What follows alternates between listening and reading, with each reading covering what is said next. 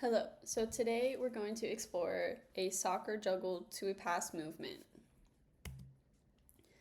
So the movement was performed by a pullback into a pop-up to juggle the ball and pass it with the other foot, then projecting the ball forward into a target in front of the person.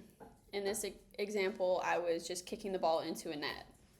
The phases of the movement include starting in an extended position, pulling the ball back and propelling it upward, propelling the ball to the other foot and back to the original, while finally projecting the ball forward. This movement takes place in the sagittal planes of the body. Phase 1. So phase 1 is the extension phase of just me putting my foot on top of the ball to then roll it back to me, but prepping myself in this manner. So the anatomical position is a slight flexion of the hip, extension of the knee, and plantar flexion of the foot and ankle. To keep myself stable, there's some core stability and stabilization from the glutes to keep me balanced. My left leg is obviously the major supporter, as my right leg is being supported on top of the ball. So the kinematics of this is the ball and foot velocity are at 0, as it is the starting position, and everything is at rest. So there's no acceleration or change in velocity.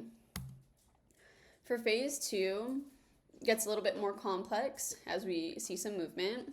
So the anatomical position is slight flexion of the hip. Knee is mostly extended, but there's some flexion. Ankle is in dorsiflexion. My core left glute is stabilizing as it was in phase 1. And my arms are now slightly adducted from my body to kind of give me some more balance. So the kinematics of this is that after propelling the ball up, there's some displacement from my foot from the ground, which isn't much, it's just a small amount of displacement. And then the ball is then projected into the air with vertical velocity and some horizontal, as it is now going to be moving to my other foot. So you won't see a whole lot there.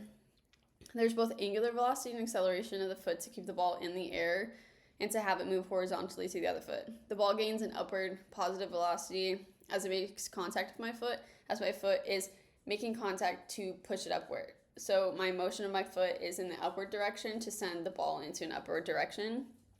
And obviously there is some gravity that is slowing the ball down to then slow down and make contact with my other foot, which leads me into phase 3.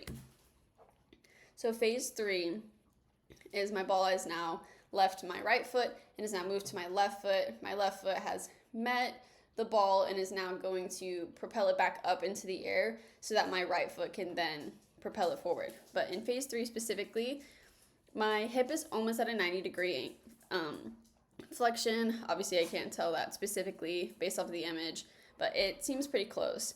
I also have knee flexion and dorsiflexion of the ankle, core stabilizers, my glute, stuff like that, as seen in the previous phases, are still stabilizing me.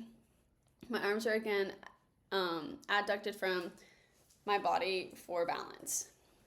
Similar to phase 2, the only difference is a larger displacement for my foot and the ground and higher velocity for the ball than in phase 2. So you can see my foot is raised higher from the ground and the ball is seen to be just slightly higher than in phase 2.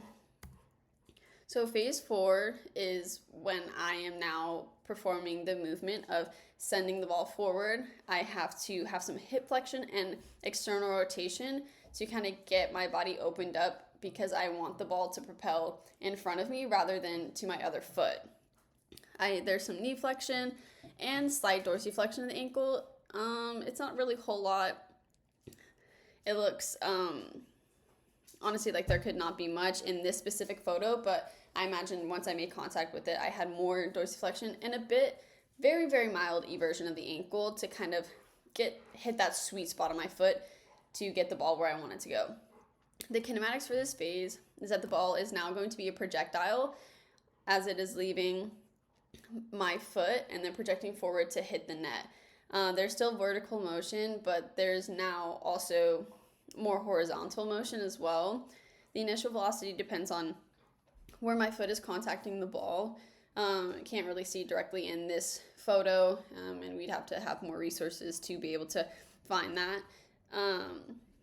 but it kind of just gives us an idea. And then the flight time of the ball also depends on the height of the kick and gravity slowing it down.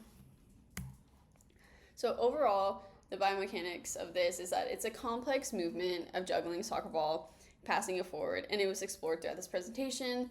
In each phase, anatomical position of the body, joint movement, and kinematics were discussed.